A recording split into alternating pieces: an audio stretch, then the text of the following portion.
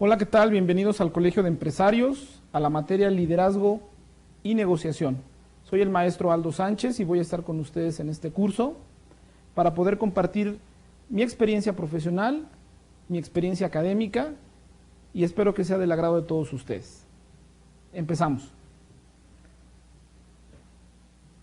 El primer tema que vamos a ver va a ser conceptos básicos de liderazgo, conceptos básicos de administración y conceptos básicos de dirección. Lo que están viendo en el primer slide es únicamente de información de la materia, la clave, nuestro objetivo principal, que es aplicar diversas herramientas y estrategias de la negociación utilizando aspectos psicológicos, motivacionales, comunicación, pensamiento creativo y liderazgo. Temas que vamos a ver en el desarrollo del curso, temas como liderazgo, dirección, psicología, habilidades directivas o gerenciales, negociación, comunicación y toma de decisiones. Viene también la parte de evaluación, que esa es la normal de todas las materias, esa no cambia. Bueno, vamos a hacer un ejercicio de diagnóstico, el cual al final de la sesión del día de hoy vamos a poder dar respuesta de manera personal, ustedes del otro lado de la pantalla. Quiero que juguemos en este momento a resolver o a contestar la pregunta de forma individual, no hay que escribirla, es un ejercicio de diagnóstico mental únicamente. ¿Qué viene a la mente cuando te pregunto qué hace un director? Piensa, ¿qué puede ser la función de un director? La siguiente pregunta es, ¿qué hace un administrador? ¿Ok? La tercera pregunta es, ¿qué hace un líder? Entonces, estamos haciendo una pregunta de, imagínate qué hace un líder, qué hace un administrador y qué hace un director. Ojalá no sea la misma respuesta. La siguiente pregunta es, diferencia entonces entre un director y un líder. ¿Cuál sería? ¿Ok? Siguiente pregunta, ¿conoces algún líder en este momento que te inspire, que sea tu líder favorito, que sea un personaje para ti preferido? Piensa en cuál.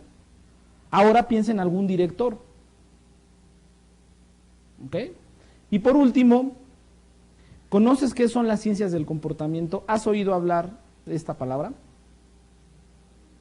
A lo mejor en nuestra mente estamos confundidos porque pareciera que es lo mismo, pero no. Al final de la sesión veremos que tienen grandes diferencias y vamos a trabajar mitos y realidades sobre este tema tan importante, tan necesario en México, que es el liderazgo, y lo más importante, la negociación como una herramienta para poder alcanzar tus objetivos. Ok, vamos a empezar con el tema de la clase del día de hoy, y el primer punto que vamos a platicar es que voy a platicarles de los headhunters, vamos a platicar de las habilidades y competencias laborales sobre este tema.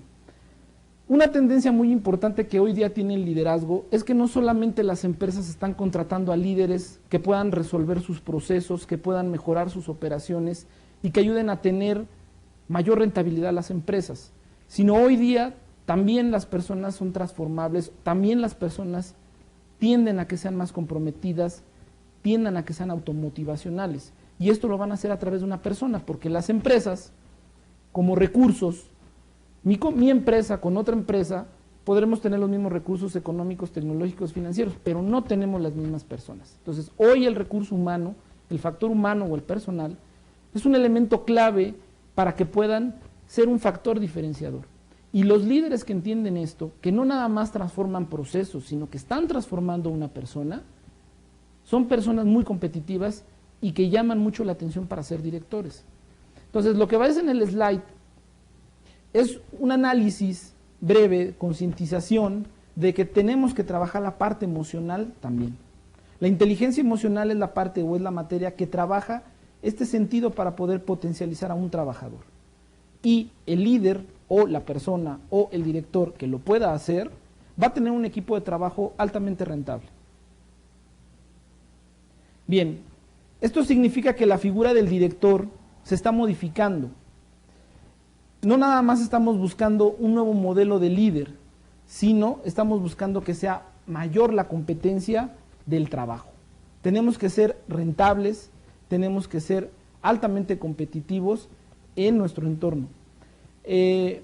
Vamos a ver más adelante modelos modernos de liderazgo actuales. Por ejemplo, adelanto un poquito algo.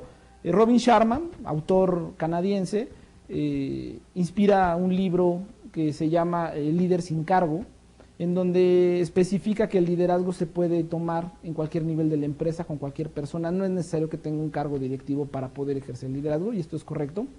Pero en la sesión de hoy nos vamos a enfocar un poco al liderazgo tradicional. Vamos a ver autores, modelos de la vieja escuela del liderazgo, para poder entender cuál ha sido el desarrollo y la evolución académica del liderazgo.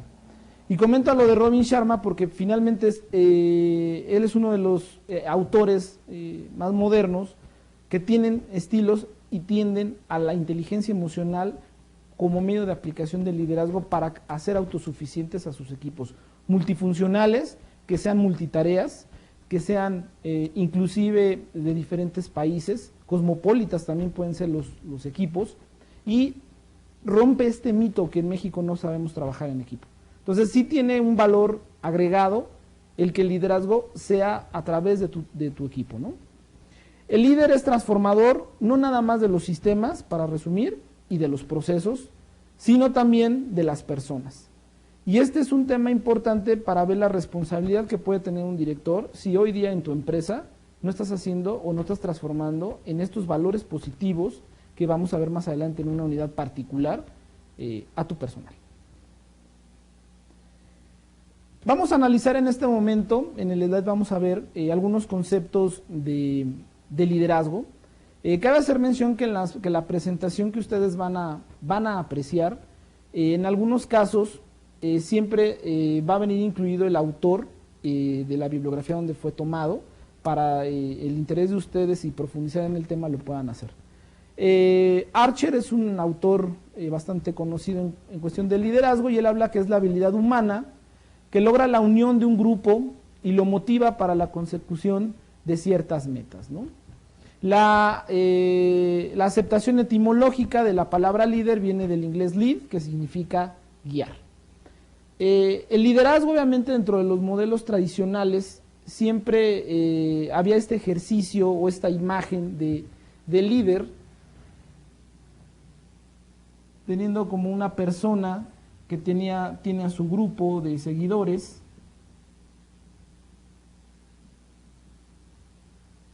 o que está junto con su equipo al mismo nivel, o que está atrás impulsando a su equipo. Estas son algunas básicas escuelas de liderazgo en donde entraban en discusión si el líder tenía que estar siempre al frente del equipo, estar junto con el equipo o estar atrás del equipo. Entonces algunas situaciones de algunos académicos decían que esto podría ser una manipulación, esta una función de dirección, y verdaderamente el líder estar en una concepción de siempre al frente, de un líder es solo, es inspiración, pero tiene que tomar actividades solo. Entonces, de estas tres, la vieja escuela de Weber, que lo vamos a ver más adelantito, marca como la figura del liderazgo a la persona que está guiando. Por eso, en nuestra definición de lead, significa guiar, porque el líder siempre va al frente. Bueno, tenemos otros autores por ahí. Tenemos a David Kahn, que es la habilidad de convencer a los otros para que busquen un entusiasmo y el logro de sus objetivos. Algunos más autores tenemos por ahí. Liderazgo es la relación interpersonal dinámica que requiere ciertas habilidades que el mismo líder tiene que reflejar. Entonces, todas las definiciones y conceptos nos llevan a un mismo punto, que es motivar a los demás, es trabajar a los demás, es impulsar a los demás. Entonces, no estamos tan erróneos de que hoy los líderes tienen que transformar a las personas, y que principalmente el liderazgo, más allá de ser una persona, es una función. Y esta función permite que si tú eres director, que si tú eres académico, que si tú eres empresario, tengas que ejercer el liderazgo como una herramienta que te ayude a transformar a estas personas que son tu equipo de trabajo y podamos lograr una meta en común, que puede ser cualquier tipo de meta, cualquier tipo de objetivo puede aplicar el liderazgo. Y vamos a ver en una unidad particular qué habilidades tenemos que tener para ejercer este liderazgo. Pusimos ahí la imagen de Gandhi como un líder político que no utilizó las armas y que hizo cambios de independencia en un país fuera de lo común en la época en la que se desarrollaba. Hay una palabra importantísima que el líder maneja, que el director también va a manejar si utiliza y hace funciones de liderazgo, que es la visión. La visión, básicamente aquí lo que vemos en el slide es un resumen para poder entender brevemente, que es el influir a otros para alcanzar metas como función de liderazgo. Pero la visión, ponemos aquí el ejemplo de cualquier persona puede dirigir un barco, por ejemplo, pero necesitamos una ruta y un puerto y una guía.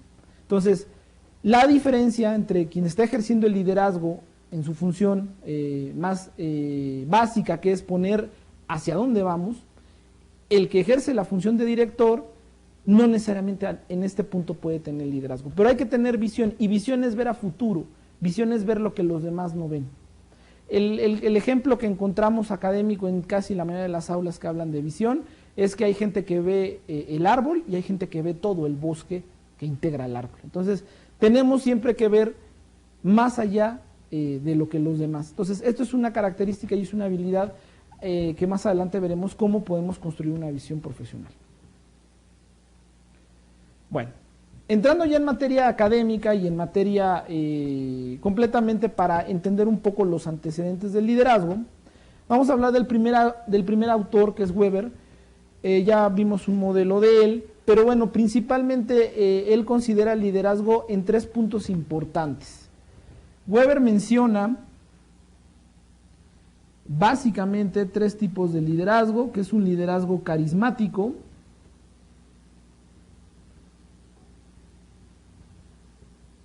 autócrata y democrático, ¿vale? Perdón, burócrata, discúlpeme, es que es el otro, burócrata. Este modelo de liderazgo es el básico, donde parten todos los autores de un estudio que se hizo antes de 1920 y tratan de identificar aquellas características de aquellas personas que están ejerciendo influencia en los demás. Y entonces aquí esto es muy fácil de entender. Si hacemos una línea en donde ponemos lo más autoritario posible y lo más liberal posible, desde un jefe que es completamente dictador hasta alguien que es completamente flexible. Entonces, en medio iban colocando los tipos de liderazgo dependiendo la circunstancia en la que se estaban desenvolviendo. Si hablamos de una fábrica, si hablamos, por ejemplo, del modelo burócrata, que podría ser el gobierno, procesos completamente controlados, pues el liderazgo que en ese momento se influía era completamente dictador, autócrata, ¿no? Y a lo mejor en cuestiones políticas, en cuestiones sociales, en cuestiones civiles, implicaba un liderazgo más participativo, más incluyente, en donde los procesos no eran tan rígidos y todos podían opinar. Entonces, el origen del liderazgo para su estudio en cuestión social tenía que ver con este tipo de factores en sus límites, ¿no? O muy liberal o muy autócrata, dependiendo los procesos y dependiendo a lo que se estuvieran dedicando. Después viene un autor, vienen 2 autores en 1939. Esto es importante hacer mención porque 1939 es una fecha de conflicto, ¿no? entre la Primera y la Segunda Guerra Mundial. La gente está inquieta en qué pasa con estos líderes que habían hecho la guerra al mundo. Había una influencia completamente de nacionalismo en todas las naciones. Entonces los psicólogos de esa época estaban muy atentos sobre estos cambios culturales que estaba teniendo la sociedad, porque el mundo necesitaba nuevos líderes, porque venían de una guerra. Entonces, es importante mencionar que Weber es un pionero en el estudio, pero vienen dos autores más que pueden ver en su lámina, que es Lippitt y White, y ellos hacen otra división muy parecida, y seguimos hablando de un carisma, o sea, que el líder es carismático, en el sentido de que pues yo lo sigo porque me cayó bien, porque encuentro empatía. Si actualmente estuviéramos hablando, si algún actor de una telenovela también podría ser líder porque pues es guapo, ¿no? A eso a lo mejor buscaban un poco el carisma con una empatía social. Un superhéroe, por ejemplo, un líder podría manejarse también de esa manera, llevándolo al extremo, ¿no? Pero bueno, finalmente el tiempo, con los avances que va dando la academia, siguen manejando las mismas instituciones, los mismos modelos, porque estamos hablando de un autócrata, de un laissez-faire, que es dejar hacer, este líder te permite, y el democrático, que es sentarse todos en una mesa a decidir. Entonces, no hay mucho avance en el sentido de una innovación. Seguimos todos al mismo modelo, de que dependiendo de la situación, es muy extrema la liberación o es muy de control el líder. Y entonces, la recomendación de estos autores surge de esta idea, lo que es un liderazgo. Vamos a ver características de cada uno. El liderazgo autocrático es el comportamiento de los grupos y se muestra una fuerte tensión, hay mucha frustración y sobre todo agresividad de un lado y del otro. ¿Por qué? Porque tenemos que cumplir los procesos. Imagínense que un supervisor o que un director de una empresa esté ahí parado donde está el reloj checador, ¿no? Revisando a qué hora llegan, y si nada más llegaste un minuto tarde, te regresan, y no nada más te regresan, sino te regañan y te amenazan de que te pueden correr. Entonces, a eso se refiere un poco la tensión de un líder que puede ejercer sobre el proceso un control demasiado estricto, ¿no? En este punto hay poca espontaneidad, no hay una iniciativa, ¿no? No se forman obviamente grupos de amistad, porque obviamente pues es tensa la relación de este dictador o de este capataz que está trabajando, y bueno, crea de alguna manera ausencias para que ese líder lo puedan seguir. Simplemente a lo mejor le han llamado la parte formal de que pues como es el jefe, pues tenemos que aceptarlo, pero generalmente no es aceptado como un líder, porque de una manera inconsciente no lo sigues. O sea, si no fuera a través del trabajo, te invito a una fiesta, te invito a una reunión, pues no vas. O si te invito a un proyecto aparte social, vamos a hacer una fundación, vamos a plantar arbolitos, ¿quién me acompaña? Pues nadie va a ir. Entonces ahí se ve que, bueno, finalmente no está ejerciendo un liderazgo. El líder liberal es completamente lo contrario, nos vamos a ir al otro extremo, ¿no? Y lo que van a ver en su slide es que a pesar de la actividad de los grupos que haya sido intensa o haya sido un poco baja en el rendimiento, las tareas a desarrollar son al azar, ¿no? Hay muchas pérdidas de tiempo, no hay discusiones muy claras, porque es completamente liberal. Entonces, si se fijan, por un lado, el jalar las riendas demasiado no genera una empatía y no hay una emoción agradable para poder seguir a esa persona, pero la parte liberal te hace sentir también que es completamente inoperante, porque la gente no se compromete. Por ahí yo había escuchado que para poder poner un negocio, para poder una empresa, una de las primeras características que la persona iba a dirigir es que tuviera carácter. Yo me acuerdo que comentaban que una persona no puede tener, si no tiene carácter, ¿cómo va a dirigir a los demás si no es disciplinado, si no pone el ejemplo, si no pone claro sus procesos? Pero lo más importante es que tuviera carácter, porque las personas son muy mañosas y las personas matan a la abuelita 5 veces para faltar a la empresa. Tienen otro tipo de hay que tener carácter, ¿no? Entonces, aquí les pongo este ejemplo para ver qué liderazgo puede ser el más adecuado, ¿no? Un completamente rígido o uno completamente liberal, en donde este tipo de situaciones pasa mucho en las empresas familiares, en donde el líder, a lo mejor siendo el padre, suelta mucho la parte de la dirección de los familiares para no tener ese conflicto en la casa, ¿no? Entonces es un tema ahí a lo mejor también de empresa familiar, pero el liderazgo llevado completamente a la libertad también es un poco no muy operante, ¿no?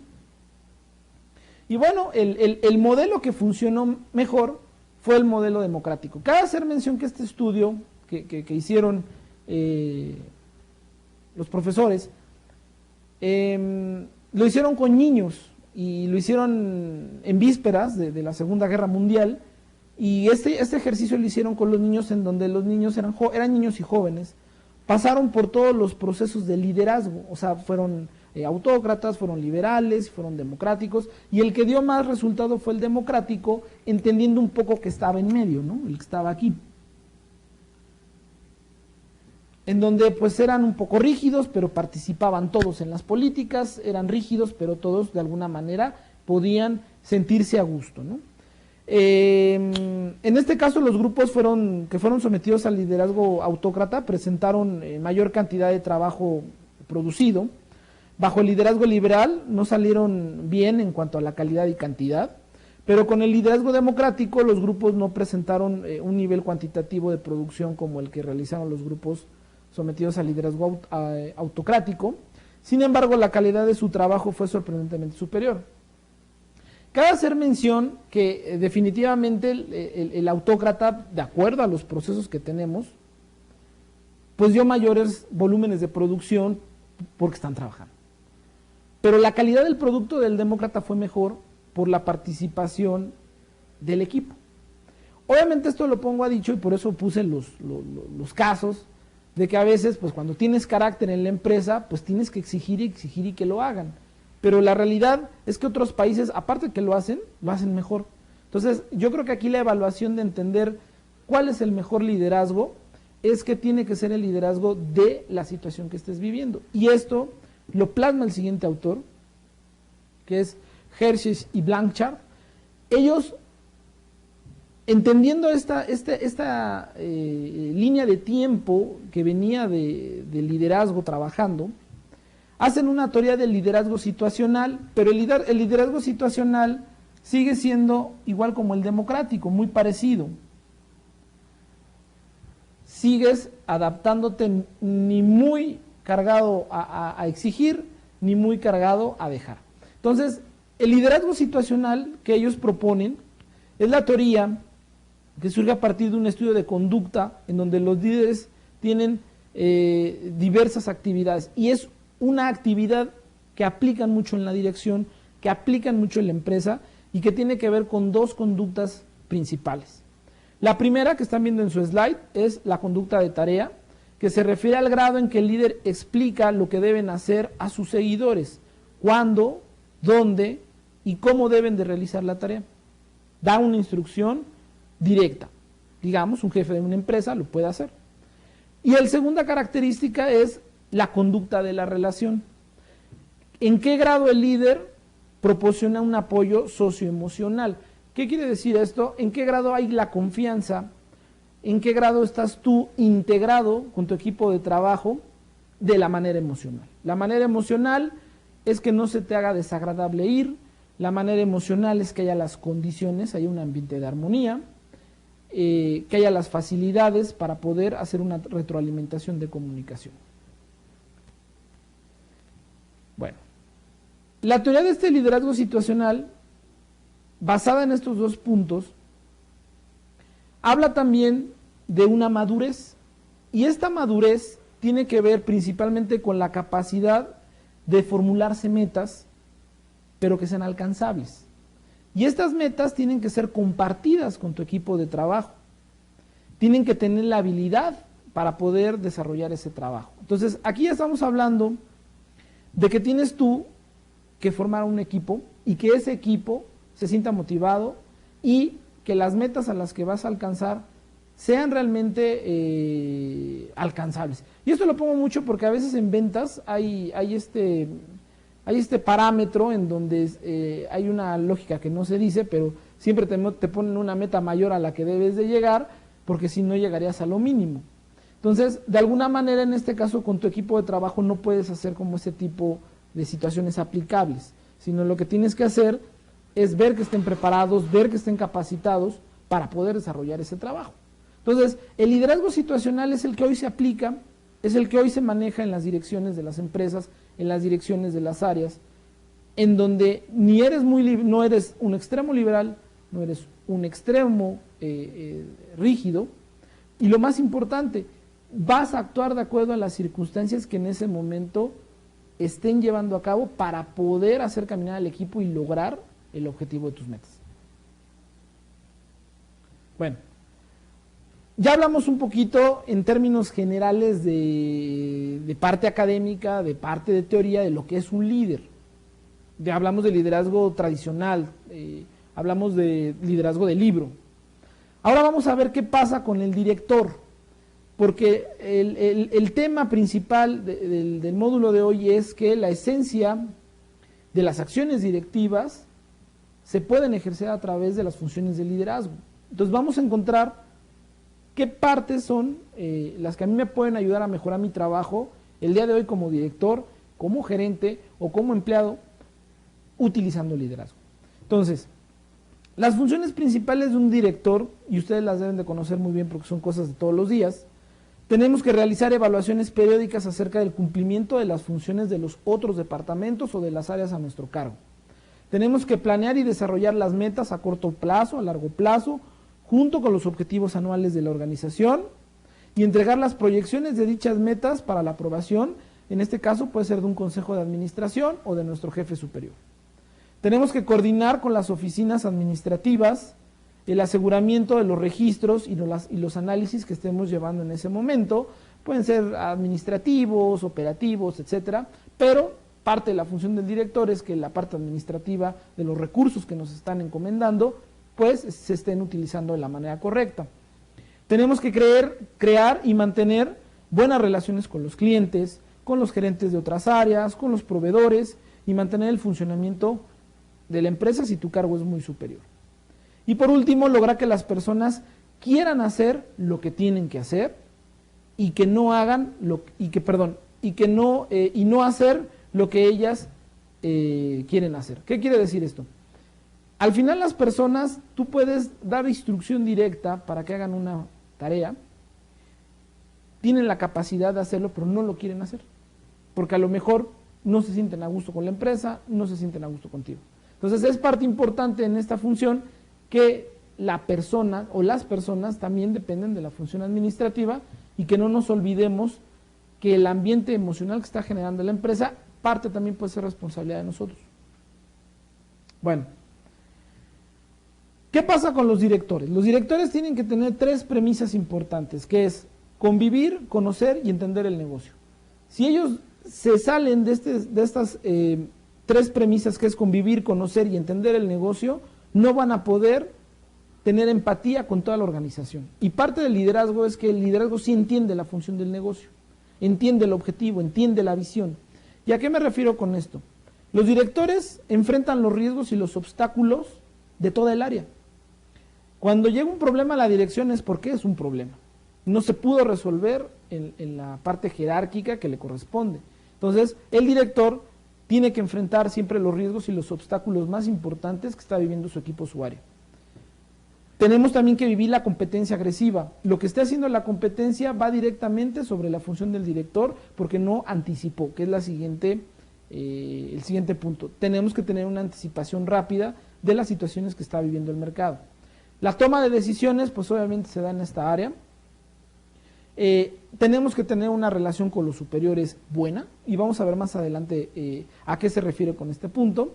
Y nos toca hacer la evaluación y análisis de las decisiones que estamos tomando para poder corregir si en algún momento por situaciones internas o externas no fueron los resultados como los esperábamos.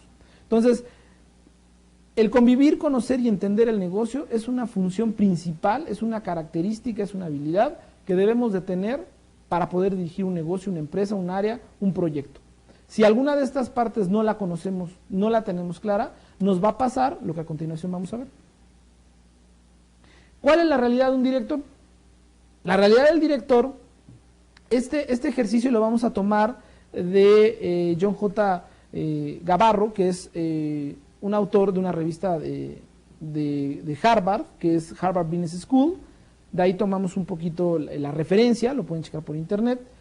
Y él habla de un modelo de 4 cosas que le pasan a un director cuando no atiende correctamente su dirección, o cuando llega nuevo a una empresa, a un área, a un proyecto, y vas a ser director o te va a tocar dirigir.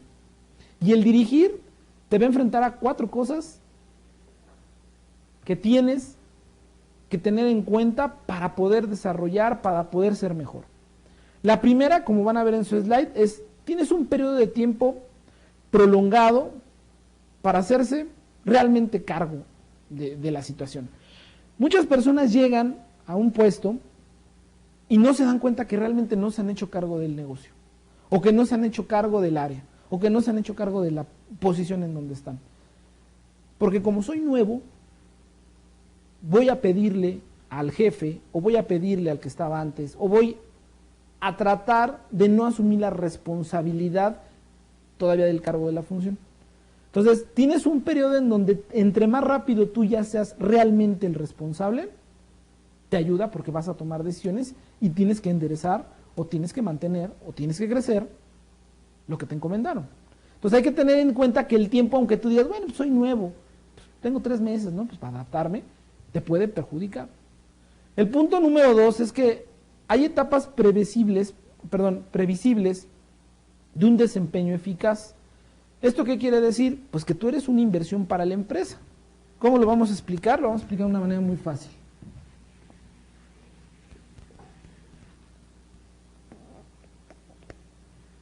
Las empresas tienen 3 meses cuando entras a un nuevo puesto de director, ya seas por contratación o te subieron de puesto. En estos 3 meses, la empresa está invirtiendo dinero en ti para tu capacitación y para tu adaptabilidad, o sea, para tu coaching, para que puedas después de los 3 meses, tú generarle dinero a la empresa por tu puesto.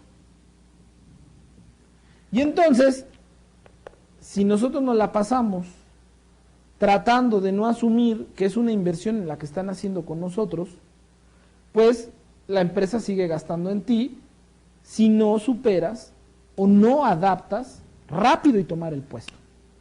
Esto me viene a la memoria, una vez visité una empresa que se dedican a vender créditos hipotecarios y tenían una situación curiosa. Cada vez que un vendedor cerraba una venta, se paraba, iba en medio de la oficina y tenían una campana, tocaba la campana.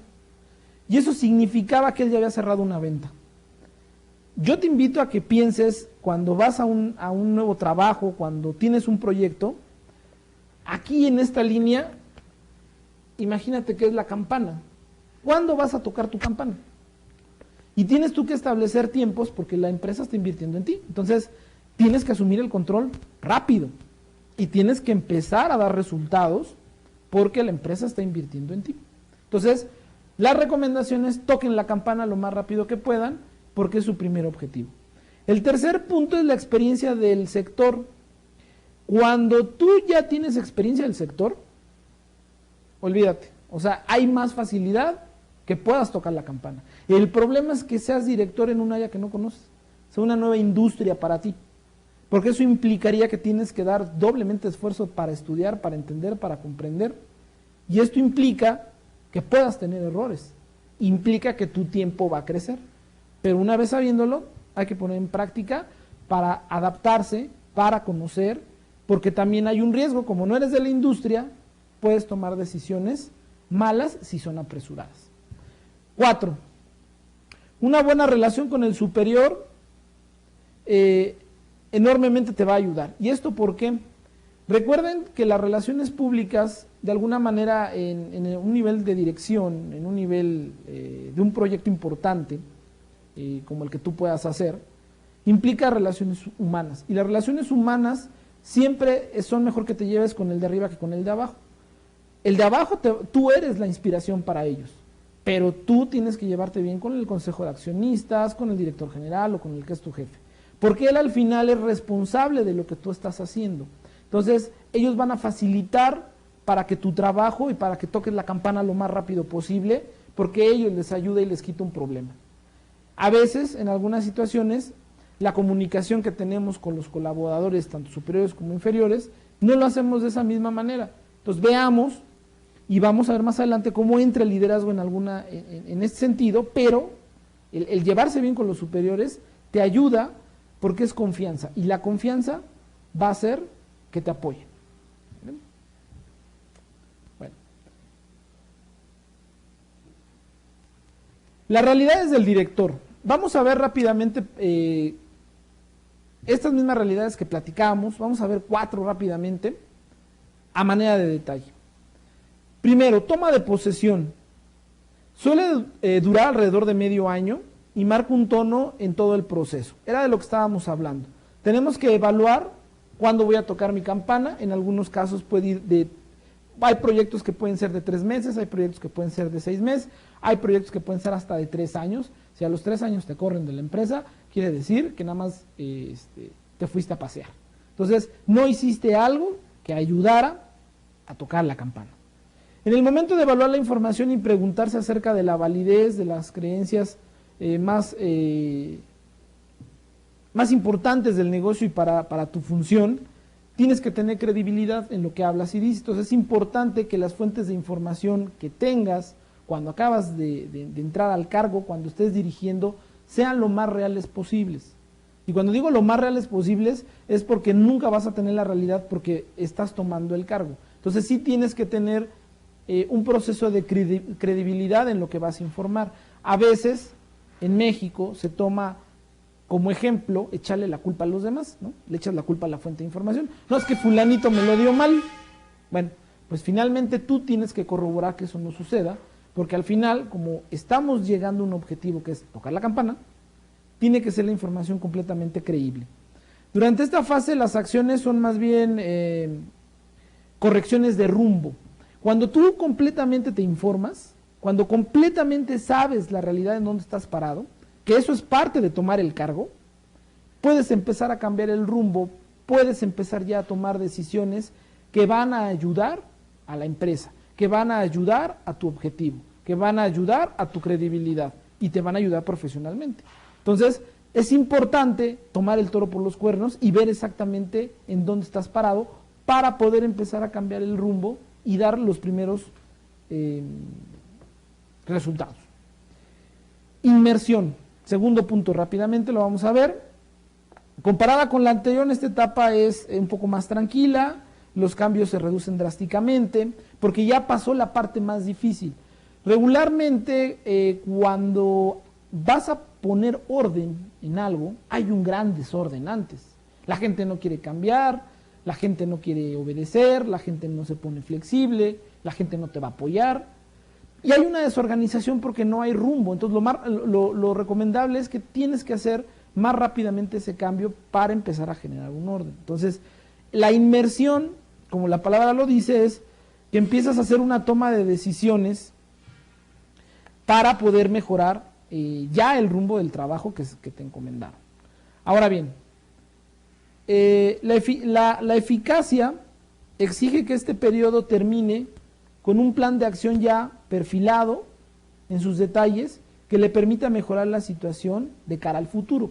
Obviamente ya tuviste un análisis, un diagnóstico de lo que pasa, ya tomaste tus primeras decisiones, ya enfrentaste los primeros obstáculos, ya empezó a caminar, ya se empezó a ver la luz. Bueno, tenemos que hacer un plan para el futuro, porque no nada más es llegar y hacer un cambio y que mejore en el corto plazo, sino ya tenemos que plasmar nuestro plan de trabajo real, porque una vez que tocamos la campana de salir adelante, pues se sigue otro proyecto. Y en ese otro proyecto vamos a plasmar un plan ya de acciones que implica recursos. Cuando acabamos de entrar y tenemos la dirección de un área o tenemos el encargo de un proyecto, van a invertir poco, no van a invertir demasiado porque vamos a probar si funciona.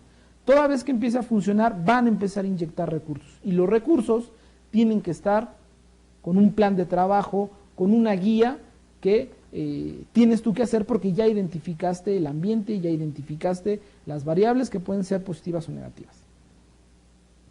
El tercer punto es la reconfiguración. Ya vamos a empezar a hacer un cambio total, ¿no?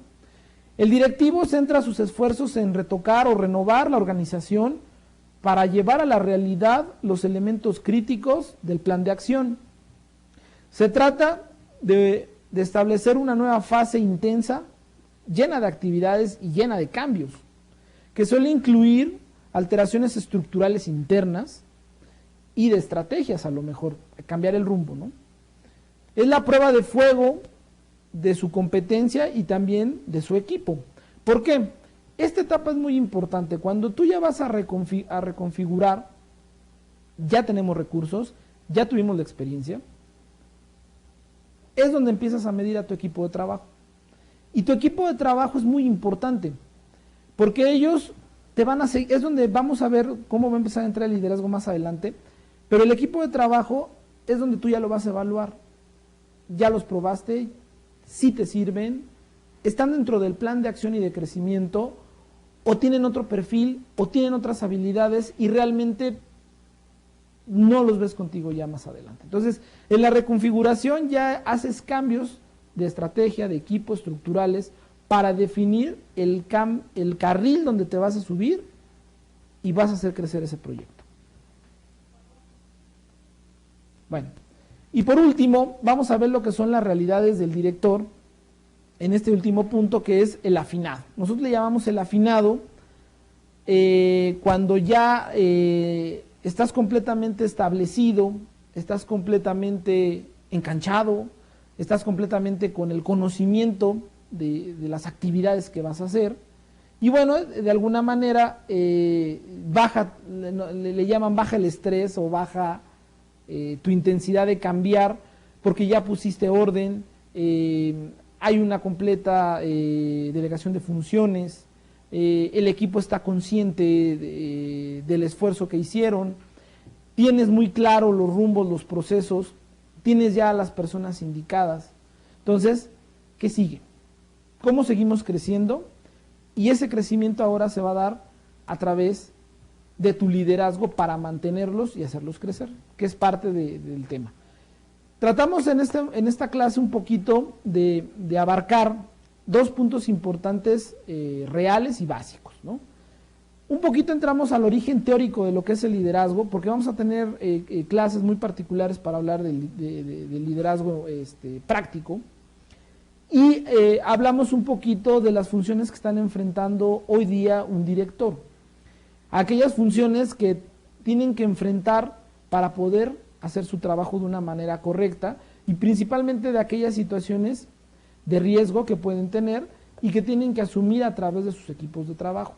Entonces, lo que hemos visto es que tanto los autores, llevando a un límite de extremos el liderazgo, centran siempre la mejor recomendación para que sea un liderazgo situacional o democrático en un punto intermedio. Lo situacional te va a llevar a que actúes de acuerdo a las circunstancias, y lo democrático te va a llevar a que hagas partícipe a todos cuando vayas a tomar una decisión importante. Pero es cosa curiosa, el democrático da la participación a todos, pero el situacional dice y dictamina qué es lo que se tiene que hacer. Entonces, a lo mejor para situaciones sociales, políticas, el democrático será el más adecuado, y para situaciones empresariales, el situacional, por la experiencia del director. Y vimos también que el director tiene que asumir compromisos y retos y llegar a los objetivos, y que hoy lo definimos para que no se nos vaya a olvidar, que es tocar la campana, porque tenemos tiempo corto, recursos escasos, y tenemos un equipo de personas que tenemos que hacerlas que entiendan, que comprendan y que se desarrollen a través del negocio donde están trabajando.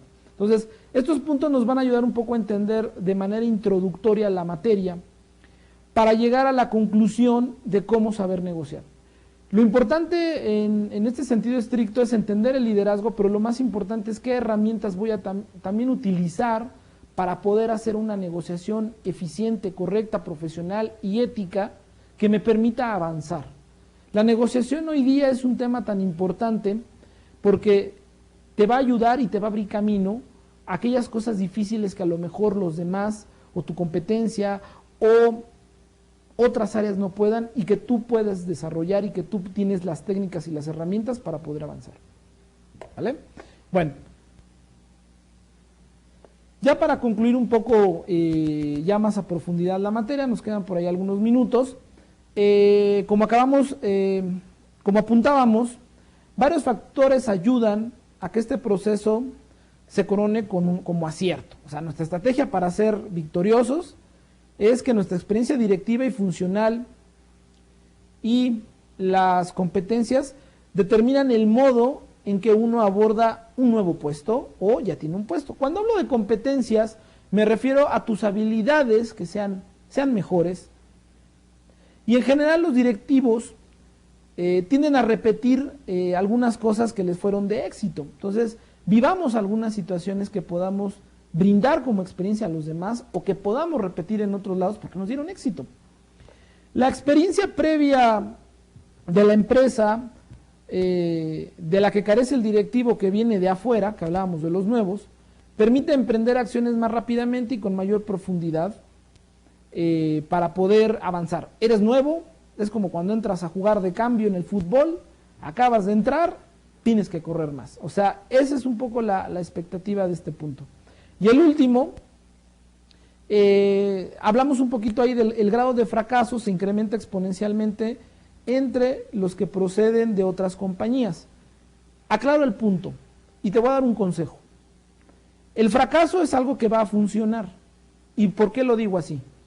Recuerda esta frase, la suma de tus fracasos es tu éxito. ¿A qué me refiero? La gente, somos humanos, ¿no? Nos podemos equivocar, vamos a fracasar porque estamos en el intento de llegar a un objetivo. Lo importante es que aprendamos, lo importante es que resolvamos, lo importante es que no nos detengamos porque tuvimos un fracaso. Hay gente que es fracasada y yo creo que no es tu caso. La gente que es fracasada es que no tiene una meta, no tiene un interés. En este caso nosotros nos puede pasar un fracaso, pero nos levantamos, aprendemos de ello. Y suena como una frase de que vamos a escuchar en muchos lados, pero la suma de tus fracasos seguramente será tu éxito. Bueno, y para finalizar, la próxima clase y en nuestra próxima sesión vamos a abordar algunos roles y algunas funciones que tienen que ver con Henry Mintzberg. Es un autor que habla un poquito de habilidades, de roles que viven actualmente los gerentes y los directores, y para ello vamos a enfocar los esfuerzos de aprendizaje y los materiales que vamos a trabajar. Enviamos por ahí nuestro cuestionario de tarea que tiene que ver con la actividad y la sesión del día de hoy. Muchas gracias.